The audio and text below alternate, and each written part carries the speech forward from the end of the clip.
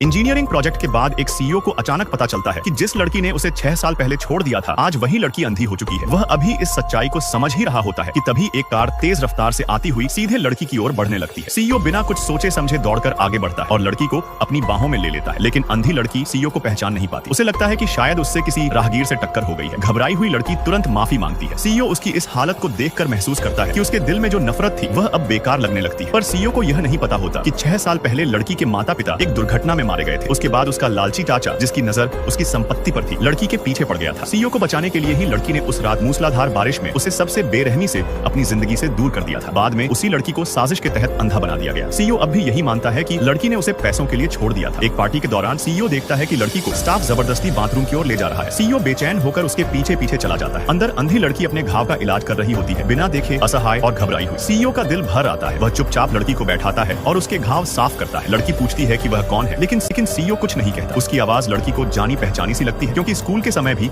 एक लड़का इसी तरह उसके घाव पर पट्टी बांधता था। अनायास ही लड़की उसका नाम ले लेती है, लेकिन सीईओ घबराकर इनकार कर देता है और वहाँ से चला जाता है। लड़की भी खुद को समझा लेती है कि जिसने उसे छोड़ दिया वह उसकी मदद कैसे कर सकता है। पार्टी हॉल में सीईओ सुनता है कि एक चालाक लड़की उस अंधी लड़की के बारे में बुरी बातें कर रही है। वह कहती है कि लड़की अंधी होने के बावजूद लोगों को फंसाने का हुनर रखती है। यहाँ तक कि 60 साल का एक अमीर व्यापारी 1 करोड़ के प्रोजेक्ट के बदले उससे शादी करना चाहता है। यह सुनकर सीईओ का खून खौल उठता है। उसे पता चलता है कि वह आदमी बहुत बूढ़ा है। सीईओ गुस्से में आकर उस चालाक लड़की से कहता है कि वह उसे अपने पिता से मिलवाए, क्योंकि वह शादी का रिश्ता करना चाहता है। वह लड़की खुशी से फूली नहीं समाती। उसे लगता है कि सीईओ उसी से शादी करेगा, लेकिन सीईओ का इरादा कुछ और ही होता है। असल में वह चालाक लड़की उसी लालची चाचा की बेटी होती है। जब उसके पिता को लगता है कि मानो सोने का अंडा हाथ लग गया हो, तभी सीईओ बड़ा धमाका करता है और कहता है कि वह अंधी लड़की से शादी करेगा। चाचा और उसकी बेटी हैरान रह जाते हैं। सीईओ 50 करोड़ के कॉन्ट्रैक्ट की धमकी देता है और मजबूरी में चाचा को हाँ कहनी पड़ती है। सीईओ कहता है कि लड़की से कह दो कि वह अपना सामान पैक कर ले, कल वह खुद उसे लेने आएगा। इस फैसले से चालाक लड़की आग बबूला हो जाती है। सीईओ के दोस्त कहते हैं कि वह बदला नहीं ले रहा, बल्कि आज भी उससे बेइंतहा प्यार करता है, बस दिखाता नहीं है। उधर लड़की के घर उसका चाचा कंपनी के नाम पर उस पर शादी का दबाव बनाता है। लड़की मना करती है, लेकिन चाचा उसके छोटे भाई को धमकी देता है, जो विदेश में पढ़ाई कर रहा होता है। भाई को बचाने के लिए लड़की मजबूरी में हाँ कर देती है। अगले दिन सीईओ उसे लेने आता है। भले ही वह नफरत भरी बातें करता है, लेकिन सबसे पहले लड़की को अस्पताल ले जाकर उसकी आंखों की जांच करवाता है। डॉक्टर बताता है कि लड़की पूरी तरह अंधी हो चुकी है, लेकिन अभी उम्मीद बाकी है। लड़की हैरान होती है कि सीईओ उसकी आंखों की